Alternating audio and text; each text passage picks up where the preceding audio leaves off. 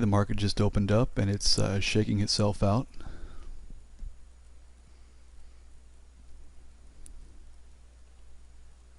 Pretty much mixed tape here, just a flurry of orders.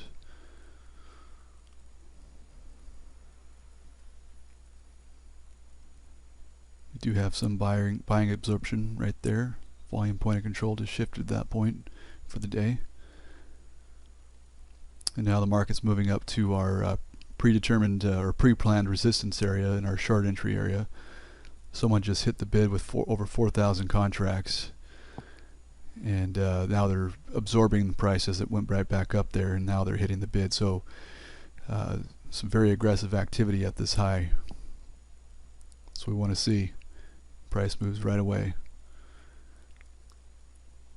And then huge selling just stepped in. Poor consumer sentiment number just came out.